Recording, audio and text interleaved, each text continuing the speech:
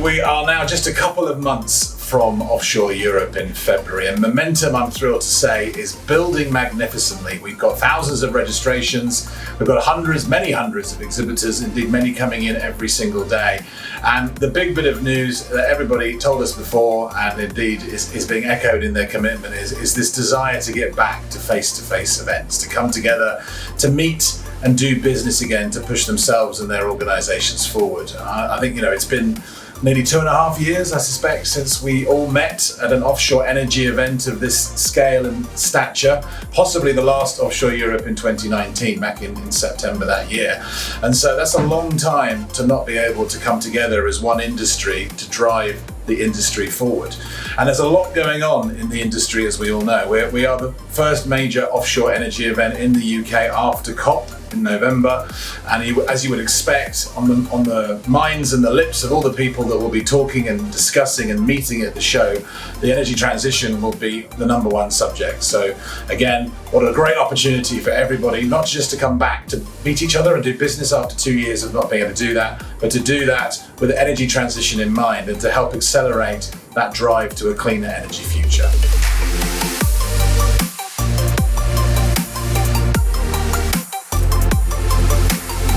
Well, there are quite a few, probably more new features at this year's Offshore Europe than we've ever had before. And again, in light of what I've just said about COP26, as you can expect, a lot more content around our journey to net zero and around the energy transition, starting with a much bigger and more enhanced energy transition theatre on the show floor in our premier hall, the arena. There will be a whole group of major oil companies, service companies, engineering firms, all coming together and sharing their expert advice and giving you guidance on how to navigate this exciting dynamic landscape to take us to a cleaner energy future. But to echo that and to support that, we've also got a net zero trail that runs around the entire exhibition that highlights companies that are already live at the event and helping organizations interested in transitioning to an energy future. So visitors will be able to come along and follow that trail to get their needs met as quickly as possible. And then also a hydrogen hub downstairs in our Hall 1 space, which will have live examples of hydrogen technology. Hydrogen is going to be huge. We're working with the Scottish Hydrogen and Fuel Cell Council to put on a really interesting free-to-attend programme, again, specifically on hydrogen and its uses as part of the transition. So those are three major features that will help us move to a net zero future. But we've also got Future Opportunities Theatre, which has a very strong focus on decommissioning. There's a £16 billion opportunity in the next 10 years in the UK waters, according to OG UK, around decommissioning. They've just brought out a very recent decommissioning insight report this month. And with Decom North Sea, we will again be running 4 days of content to help people navigate as quickly as they can to this opportunity.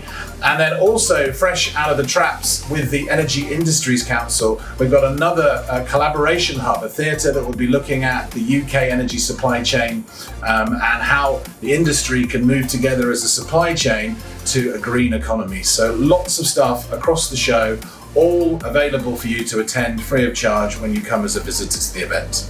The other important thing to remember with all the new opportunity in the industry, the transition opportunities and also decommissioning, is the need for the right people with the right skills to help propel us to this new future. So this year, for the first time, we've got a major hub on the floor in the exhibition, a future talent hub that will do just that. It will look at the skills that we need, to attract into the industry, the talent that we've already got, we've had for decades in the industry. How do we reskill it, retrain it, repurpose it as we embark on this journey to a net zero future? There will be recruiters there will be large oil companies there sharing their plans, sharing their vacancies, and I encourage anybody with an interest in being part of the industry to come down and go to that feature and plug into the opportunities that it provides.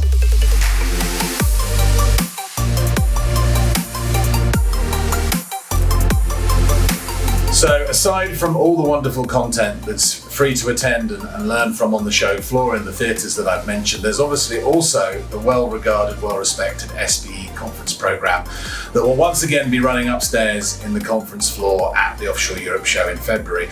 And off the back of COP, as you would expect, many of these keynote sessions, indeed the plenary that everybody is welcome to attend on the opening morning, will be looking at how we tackle as an industry the transition to a cleaner, more integrated energy future. So I urge you to come along, not just to the show floor theatres and to the exhibition stands, but also to the conference programme that will be running on the first 2 days of the event.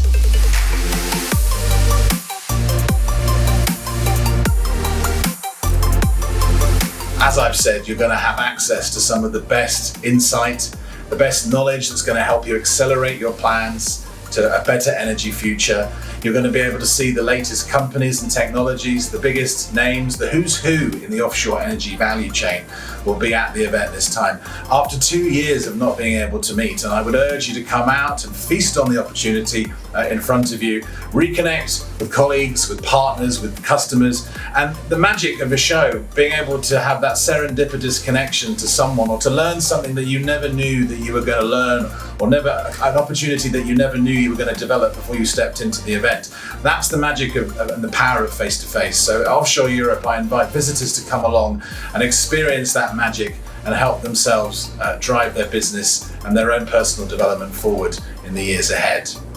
And as an exhibitor, well, there are still some opportunities available in these last couple of months. And why wouldn't you want to exhibit? Why wouldn't you want to be at the event to help the people that I've just mentioned, to help these companies solve their problems and to establish new relationships with new customers that can make you more successful? We do have the core of the industry actively at the show. The interactions are going to be richer and deeper this time round. And I encourage anybody that has a solution to help the current offshore energy value supply chain, or indeed to help deliver tomorrow's net zero future, to come to the show and to take part and to have a very prosperous kickoff to 2022 Offshore Europe.